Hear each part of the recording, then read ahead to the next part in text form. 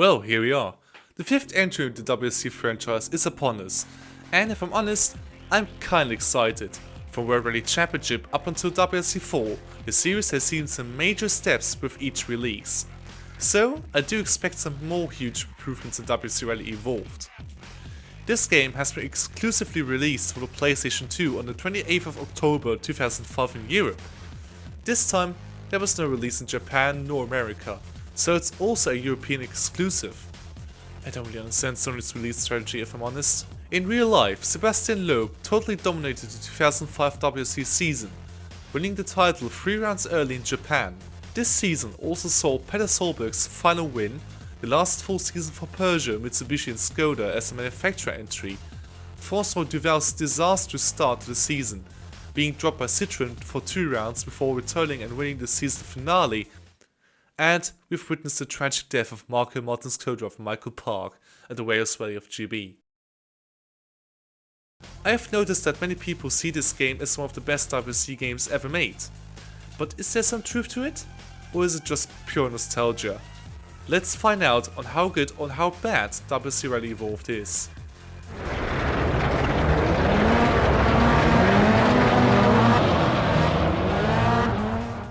So this game contains all of the main teams, drivers, co-drivers and rallies of the 2005 WRC season, excluding replacement drivers like Carlos Sainz or Daniel Carlson. Nothing spectacular at first, but for the first time in the WRC game series history, independent entries were included, with the 2 Ford-focused WRC of 4 cars, driven by Danny Sola and Anthony Warmbold, the Citroën Isara by Manfred Stoll, a Subaru Impreza driven by Tobias Johansson, a Peugeot 206 WRC driven by Chevy Pons, which is the coolest edition, plus a Skoda Fabia WRC driven by Matthias Ekström. Really nice to have them. A shame that they can't be used in championship mode and are only usable in the single stage or the new Rallycross mode. More on that later. Extreme cars made another appearance, including some slight tweaks and the comeback of the Mitsubishi Lancer Extreme car, but they've got no championship either. The Super 1600 class has a championship, but it still lacks the real life driver names, so we are once again stuck with fantasy drivers. Returned to the series are concept cars, including a Peugeot 307 road car, a Subaru B9 SC, or a prototype version of the Ford Focus WRC 06, which would make its debut in 2006. Very cool addition, but once again it's a shame you can't do much with them apart from using them in a single stage. Also making their debut in the series are historic cars. I have been complaining about that since the first game, so I'm glad you at least get the Group B cars like the Audi Quattro, the Peugeot 205 or the Lancia Delta S4. Sadly, there is no MG Metro, which is a shame, but it's not a big deal. You unlock the historic cars by completing challenges, which contains of 3 challenges per car, bronze, silver and gold. If you complete them, the car is yours. Unfortunately, there's no championship mode for them and instead they're only usable in single stage and the Rallycross mode. In Rallycross, you will race against 3 AI drivers on 16 shakedown courses, with you deciding on how many laps you race on, with a minimum race distance of 3 laps and a maximum of 10. Honestly, I like this mode. It is definitely something different and really enjoyable. By the way, if you want to unlock cars, stages and some extras, you once again have to earn points by winning rallies, championships, completing all historical challenges, or winning every Rallycross event. Unlike in WRC 4, I managed to buy everything, which is a blessing. Do you remember when I mentioned that I hoped that you won't have to do the WRC Championship multiple times to complete the game? Well, guess what they did? Why oh why do you have to do the same championship 3 times? One in baby mode, one in average mode, and one in extra hard mode. What is the point of doing that? Thankfully, you can complete those championships quickly in a few hours, thanks to Evolution Studios only including 3 stages per rally. Well, at least they're unique, but only 3? I'm sorry, but that's not excusable. If you want to improve your skills without racing through the stages, a test track from WRC 3 is returned, with some changes to make it unique. But if I'm honest, the small test sections of WRC 4 were better, as you can practice your skills on gravel and snow more efficiently than WRC Rally Evolved. There was also an online mode, but its server shut down a long time ago, and I'm not willing to delay this video just to set up online play on custom servers. I'm sorry about that guys, but you have to figure it out yourself. The handling model has always been evolving over the franchise's history, and with WRC Rally Evolved, they did it again. This game's handling model is the best of the series, albeit with a catch. Evolution Studios have added driving aids, including a steering assist, a traction control and brake assist to the game. Without those assists, these cars are difficult to control, and you are most likely to end up in the trees than on the road. Blame skill issue all you want, but driving without assists has been my worst experience in a WRC game ever.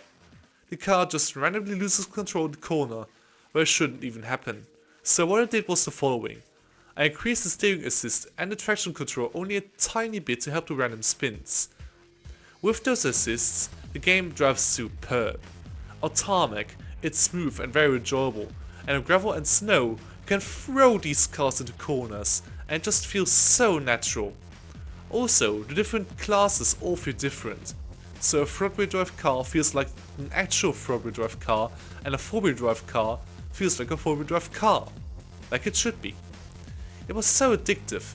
I was stuck to this game for multiple hours, and even when I was angry, I couldn't really stop playing. It was that fun. What might have caused this was a new feature called random events.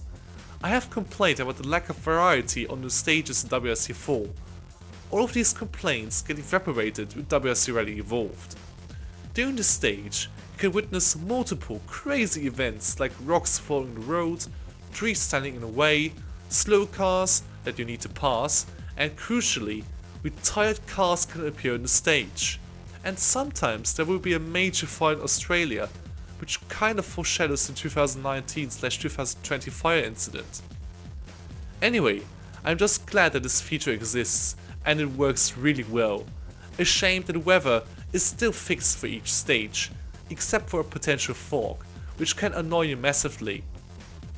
The damage model has also been revised. Now, the mechanical damage is more severe, and a bad landing can damage your suspension or your cooling system. Thanks to only having 3 stages in Rally, you can once again repair the car for each stage, which actually makes sense this time around. The setup menu is nearly the same as it was in WRC 4, so once again you can fine-tune the cars as you like.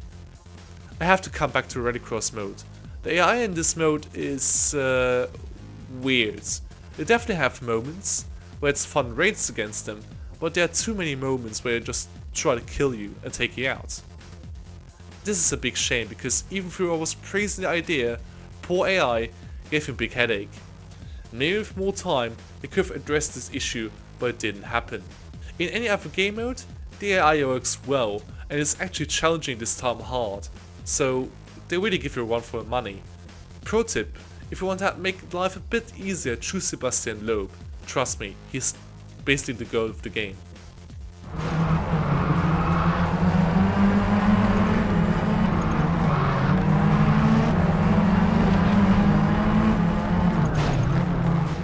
For all the dark mode fans, the main menu is finally dark again. Sadly, anyone who has hoped for a presentation like in WRC 2 Extreme will be once again disappointed. The game literally has nearly the exact same introduction to the championship, which is a big shame, but yeah, you can't really change much. The biggest improvement, however, was the co-driver. Even though Phil Mills was booted, the new co-driver uses the traditional directions like in any other rally game release ever, and he even feels really human. He will literally scream at you to brake, he reacts to retirements or to fans being away, and in general, he shows way more emotion than any other rally game before. I absolutely like it, as it makes rallying on this game even more dynamic. Very cool changes up until then. The main theme is also quite solid, but not as relaxing as the one from WRC 4, but it's still really nice. But apart from that, there isn't really much to say. The presentation really could have seen more changes if I'm honest. 4 left, 60. 3 left opens, cut. And tightens over crest. 5. Graphics wise, this game took another small step in the right direction. The locations look even more polished than in its predecessor and are still completely different from each other. you can easily identify the icy roads of Monte Carlo, the spectacular and tough roads of Cyprus, the fast and flowing roads of Finland, and the Australian outback. It just looks great for a PS2 game. The cars are once again very detailed. Even the new cars look great and are able to rival Codemasters 3D models. The texture quality could have been a little bit better, as some textures on the cars just look washed out. But when we count in the countless performance issues I've encountered during my playthrough, I think it was for the best. During some sections, the game really struggled with frame rate, especially when many things are going on at the same time. I'd say that Evolution Studios have now reached the peak of the PS2 power. Sound-wise, the game still sounds good. Most of the sounds have been carried over from WRC 4, which is okay, seeing as the sounds were good in the last game as well.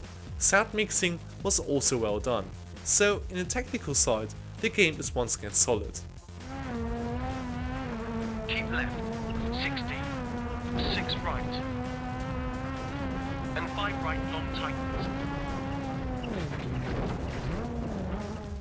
WRC Rally Evolved is a superb game, with some unnecessary step backs in certain areas like presentation and the amount of stages. But if I'm honest, the good handling, the amazing random event feature, the cool bonus content, and the general feel of this game makes it easily the best WRC game from Sony. And even though I enjoyed WRC 4 and WRC 3 a bit more because it was so simple, I think the people praising this game were right. I'll still give this game an 8.5 out of 10. There's just so much potential which should have been fulfilled in a proper successor to this game. It's just a shame that this was the final WRC game for the PlayStation 2.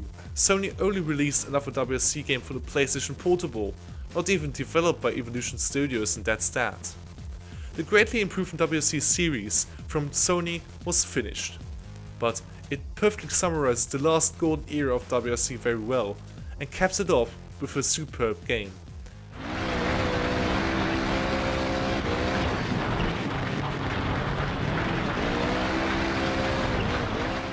Well, that's that, guys. Thank you so much for watching this review.